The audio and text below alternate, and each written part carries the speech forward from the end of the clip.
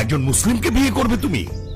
বাবা, আমি ইসলাম ধর্মে কনভার্ট হব। কি বললে?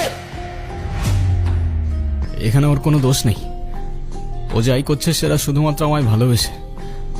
দোষ যদি কারোর থেকে থাকে সেটা আমার। মারতে হয় আমায়, মারো না। ওকে বেরিয়ে যেতে বল।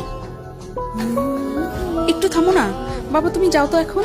প্লিজ আঙ্কেল, একটু বোঝার চেষ্টা করুন। আমি আপনার মেয়েকে কোনোদিন কষ্ট দিব না। আমি কথা দিচ্ছি আপনাকে, আমি আমার সবটা দিয়ে ওকে আগলে রাখবো। আউট।